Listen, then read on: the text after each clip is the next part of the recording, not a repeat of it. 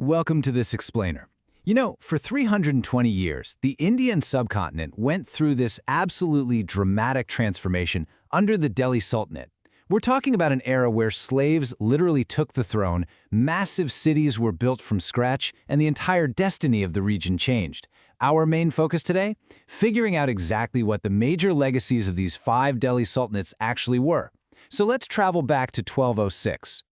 Okay, let's dive into our roadmap. We'll be covering slaves who became sultans, the Khalji and Mongol defenses, the Tughlaq builders, the Sayyid and Lodi dynasties, and we'll wrap it all up with the Great Fall at Panipat.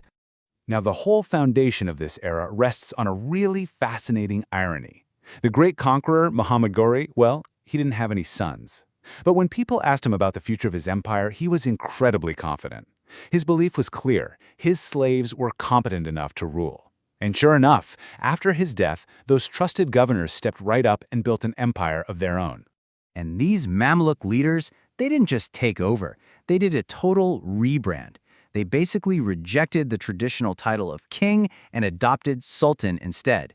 This wasn't just a simple name change, guys. It signaled a completely new system of supreme authority that would echo across the subcontinent.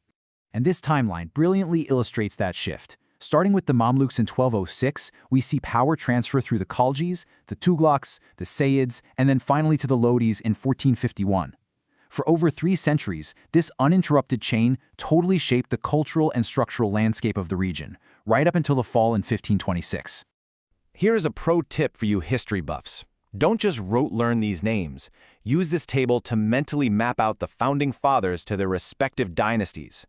So when you think of the Mamluks, anchor that to Qutbuddin Aibak.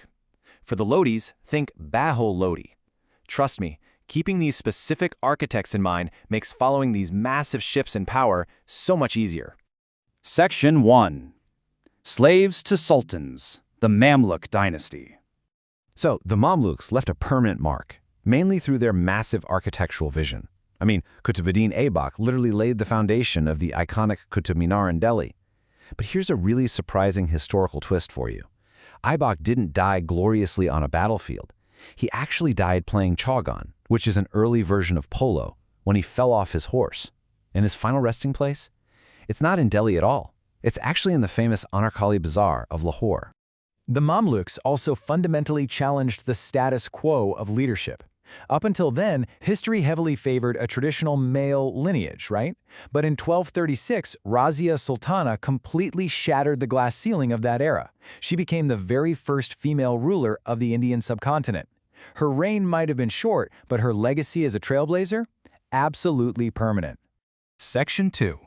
Khalji and Mongol defenses. Military brilliance. Now, when we talk about the legacy of the Khalji dynasty, it is all about pure military brilliance.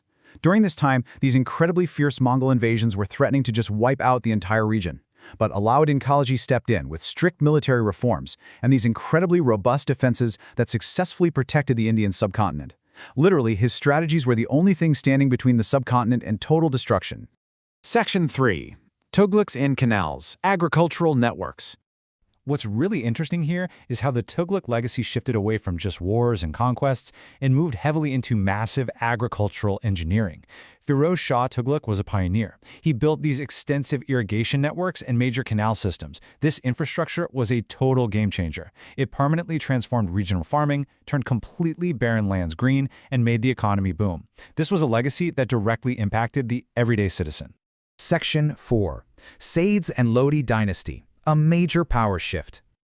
After a pretty brief Sayyid era, the Lodi dynasty brought this massive ethnic and political shift. Founded by Balil Lodi in 1451, this became the very first Afghan dynasty to rule in India. By stepping away from the Turkic and Central Asian roots of the previous rulers, the Lodis completely flipped the cultural dynamics of the court. And they were builders too. Sikandar Lodi actually gave us the grand city of Agra. But as control passed down to Ibrahim Lodi, who would be the final sultan, internal conflicts really started to fracture the empire. The once unshakable sultanate was weakening fast, and that set the stage for a seriously tragic and historic climax.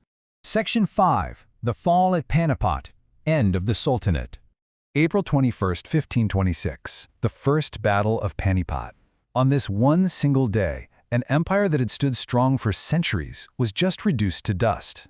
This battlefield in Haryana literally became the graveyard of the Delhi Sultanate, instantly making way for a completely new era. The whole battle came down to a very stark contrast. On one side, you have Ibrahim Lodi, the last sultan. He definitely had the numbers, but his army severely lacked internal unity. On the other side was Babur, who brought modern artillery and brilliant, fresh tactics from Central Asia. Babur didn't just defeat Lodi, his victory meant that the absolute end of the sultans was the exact beginning of the great Mughal Empire. So, bringing it back to our main question, what were their major legacies? Well, history isn't just a list of random events, it's a continuous story. By connecting the architectural wonders of the Mamluks, those fierce subcontinent-saving defenses of the Khaljis, and the incredible agricultural engineering of the Tughlaqs, we can see exactly how the Delhi Sultanate laid the physical and cultural foundation of the modern subcontinent. The Battle of Panipat ended the Sultanate, for sure. But did the arrival of the Mughals change the subcontinent's fate forever? Well, that is a wildly fascinating story for another time. Keep learning, keep questioning, and I'll see you all in the next explainer.